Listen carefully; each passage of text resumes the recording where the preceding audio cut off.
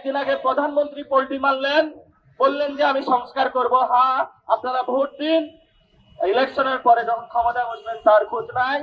প্রধানমন্ত্রীর পোল্টি মারার লাইন নিয়ে এখন তার মন্ত্রীরাও একই পথে হাঁটছেন। যে মন্ত্রী বললেন এই 2 বছরে কোনো প্ল্যান নাই, 1 মাসের মাথায় আবার উনি হলো বিদ্যুৎ এবং ডিজেলের অক্টেনের মূল্য বাড়িয়ে দিলেন। এই সরকার হলো একটা পোল্টিবাজ সরকার। এই পোল্টি মারার সরকার হলো জনগণকে দিয়ে সকালে এক কথা বলে, দুপুরে আরেক কথা বলে, রাতে আরেক কথা বলে। আমরা শুনতে পাচ্ছি IMF এবং বিশ্ব ব্যাংকের একটা ঋণ আছে, এটার কারণে নাকি তারা প্রতিনিয়ত সরকারকে পুশ করছে।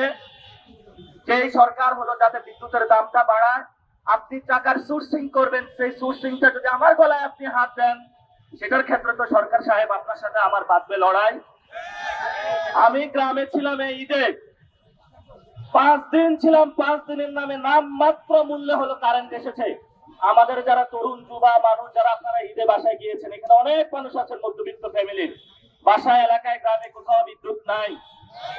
কয়েকদিন আগে শুনলাম তারা নাকি পারমাণবিক বিদ্যুৎ চুল্লি উদযাপন করেছে। সেটা নিয়ে সরকার যেভাবে সবার কাছে ঘুরে ঘুরে বেরিয়ে হাসিনা উদ্বোধন করে দিয়ে গিয়েছে, আমি এখন এখান থেকে ফসল তুলবো।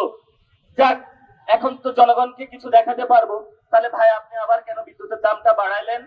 এজন্য আমরা সরকারকে বলবো, যিনি প্রতিমন্ত্রী রয়েছেন অমিত, যাকে রিনিউয়েবল এনার্জি সেক্টরের দায়িত্ব দেওয়া হয়েছে, এবং যিনি পূর্ণমন্ত্রী রয়েছেন টুকু, এই 2টা ব্যক্তি জ্বালানি সংকট বাংলাদেশে তারা প্রতিহত করতে ব্যর্থ, এবং জ্বালানি সংকট যে নিরসন 2 জন মন্ত্রী ব্যর্থ। জনাব তারেক রহমান, যদি জনগণের লাঘব এবং জনগণকে সংকট থেকে মুক্তি দিতে চান, এই ব্যর্থ 2টা মন্ত্রীকে সরিয়ে দেন। এদের দ্বারা বাংলাদেশের কোন জ্বালানি সংকট আমরা নিরসন করতে পারে না। এই মন্ত্রী বলেছিল যে সব জায়গায় আমার ডিজেল অক্টেন আছে, কিন্তু আমরা যখন পাম্পে গেলাম সেখানে পাইলাম না। যখনই একটু দাম বাড়ানো হলো তখনই তারা তাদের পকেট খোলা শুরু করলো। কারণ তখন হলো পকেটে একটু টাকা আসে। সরকার কাদেরকে সুবিধা দেওয়ার জন্য, লাগামহীন দুর্নীতি করার জন্য আমরা মনে করি বিদ্যুৎ এবং হলো জ্বালানির দাম বাড়িয়েছে। সরকারকে বলবো জনস্বার্থ বিরোধী এই জায়গা থেকে সরে আসুন, পোল্টি মারা বন্ধ করুন বাংলাদেশের মানুষের সাথে।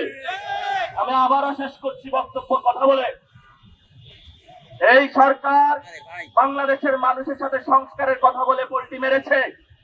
এই সংস্কার বলেছিল বিচার হবে আওয়ামী লীগের, তারা আইবি রহমানকে মুক্তি দিয়েছে।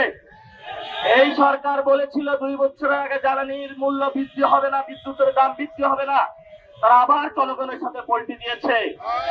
আমরা স্পষ্টত আজকে এই প্রোগ্রাম থেকে বলতে চাই, এই সরকার হলো পোল্টিবাজ সরকার বা পোল্টি মারা সরকার।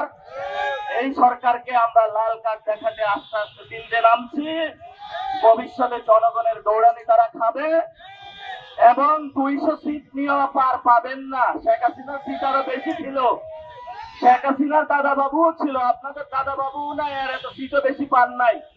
শেখ হাসিনার আরো অনেক বড় বড় কত কিছু ছিল।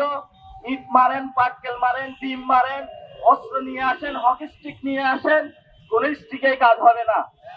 বাংলাদেশের মানুষ এখন তো গলায় ছুরি বসাইছেন, মাঠে এখন নামবে।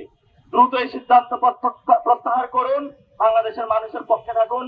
একটু কথা বেশি বাড়িয়ে বললাম, কারণ প্রচন্ড রাগে ক্ষোভে আছি। বাসায় যায় ঘুমাইতে পারি না, বিদ্যুৎ নাই, গ্রামে দেখে গিয়েছি। আবারই হলো পাম্পে যায় হলো তেলের দাম বৃদ্ধি, অক্টেনের দাম বৃদ্ধি, আবারই এখন বিদ্যুতের দাম বৃদ্ধি, LPG গ্যাসের দাম বৃদ্ধি, বাজারে যা নিত্য পণ্যের দাম বৃদ্ধি। তো আমরা যাবোটা কোথায় মাননীয় সরকার সাহেব? ধৈর্যের একটা সীমা আছে, সরকার হলো ধৈর্যের সীমার উপরে চলে যাচ্ছে সরকার। লেভেল নামিয়ে আসুন, বেশি বাড়াবাড়ি উড়া ভালো না।